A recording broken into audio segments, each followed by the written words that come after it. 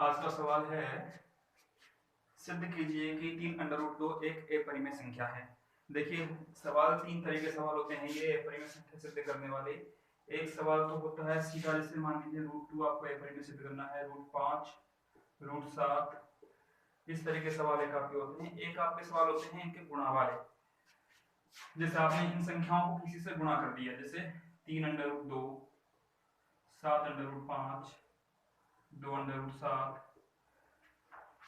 तीसरे सवाल जो होते हैं उनमें हम इनमें किसी संख्या को प्लस करते हैं, जैसे 3 + √2, 7 + √5। कल हम ये वाले सवाल देख चुके थे, √2, √5, √7।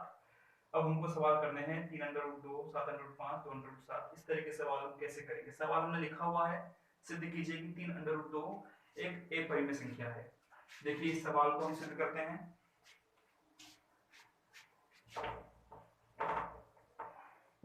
कल वाले सवाल में मैंने आपको बता दिया था कि संख्या दो तरह की होती हैं। एक संख्या होती है परिमेय संख्याएं और एक संख्या होती है अपरिमेय संख्याएं। परिमेय संख्या और अपरिमेय संख्याएं। अपरिमेय संख्याएं, देखिए परिमेय संख्याएं आप जानते हो वो सारी संख्याएं जो p/q के रूप में लिखी जा सकती हैं। जिन संख्याओं को हम p/q के रूप में लिख सकते हैं वो सारी परिमेय होती हैं, जैसे 2/7, 3/2, 4/3, ये सारी परिमेय संख्याएं हैं। अपरिमेय संख्याएं क्या होती हैं? अपरिमेय संख्याएं वो होती हैं जो संख्याएं परिमेय नहीं होती, उनको हम बोलते हैं अपरिमेय संख्याएं। ध्यान रखिए आप, जो संख्याएं परिमेय नहीं होती वो सारी संख्याएं अपरिमेय होती हैं। अब आप आगे बढ़िए। सवाल में लिखा हुआ है, सिद्ध कीजिए कि 3√2 एक अपरिमेय संख्या है। सवाल को बिल्कुल हम उसी तरीके से स्टार्ट करेंगे जैसे हमने कल किया था। सबसे पहले हम इसको मानते हैं कि माना 3√2 एक परिमेय संख्या है। हम लिखा माना 3√2 एक परिमेय संख्या है।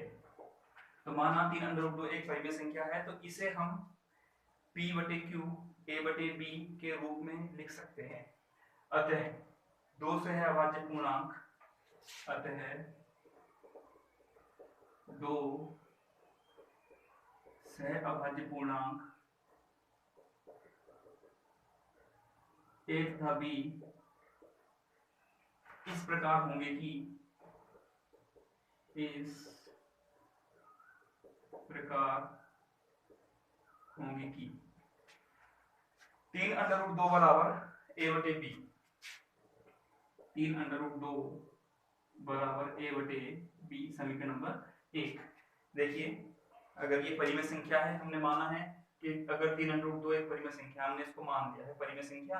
अगर ये परिमेय संख्या है तो हम इसे p/q a/b के रूप में हम लिख सकते हैं। तो हमने माना है दो संख्या a और b लेकर के कि 3√2 बराबर a/b। ठीक है, तो यहाँ से हम इन सवालों में कुछ नहीं करना होता है, बस इतना सा ध्यान रखना है हमें कि जो वर्गमूल वाली संख्या जो है √2, √3 या √2 के अंदर जो भी संख्या जो आएगी हमें उसका मान निकालना है। तो हम यहाँ मान निकालेंगे, हम √2 बराबर 3 का हम पक्षांतर करेंगे तो 3 में b के साथ आएगा a/3b, √2 बराबर a/3b। देखिए, वापस से ये बटे वाली संख्या है a/3b p/q। ये जो संख्या है वो संख्या हो गई p/q के रूप में, यानी √2 जो है वो p/q के रूप में हमने लिख दिया है।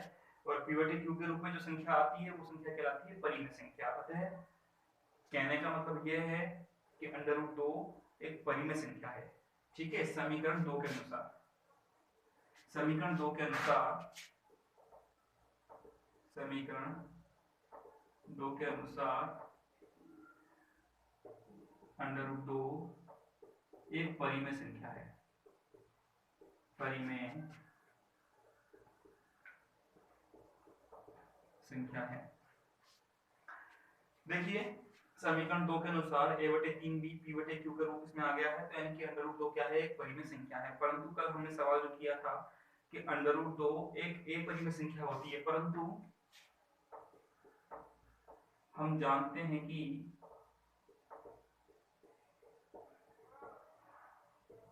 √2 एक ए परिमेय संख्या होती है।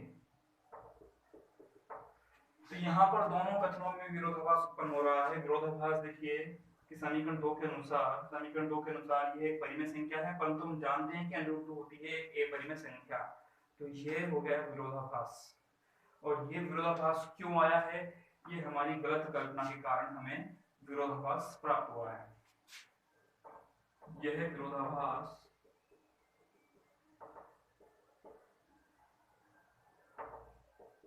हमें हमारी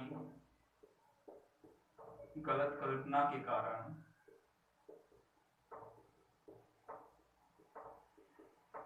प्राप्त हुआ है। अतः हम कह सकते हैं कि हमारी कल्पना गलत कल्पना है। जो हमने माना था कि 3√2 एक परिमेय संख्या है, ये गलत हमने माना है। यानी कहने का मतलब यह है कि 3√2 एक परिमेय संख्या नहीं है, और जो संख्याएं परिमेय नहीं होती वो एक परिमेय संख्या होती हैं। अतः ये सिद्ध होता है कि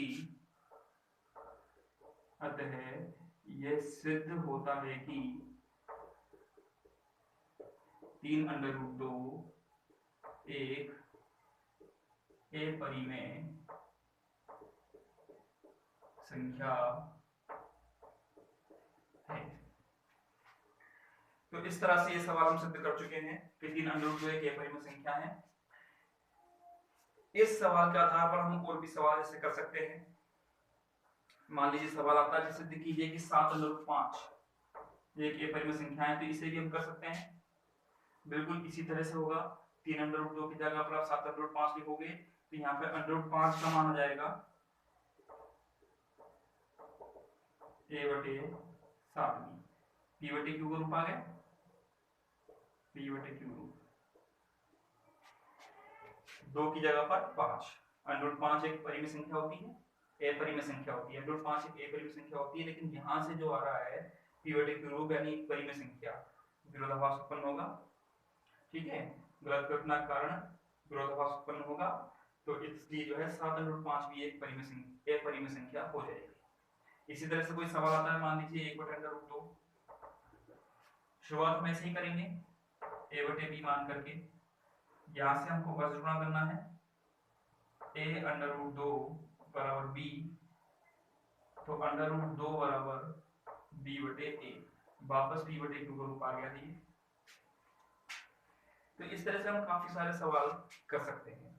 3√2 है, 7√5 है, 1√2 है, या और भी सवाल जो हमारी परीक्षा प्रश्नावली में हैं, वो हम इस सवाल के आधार पर कर सकते हैं।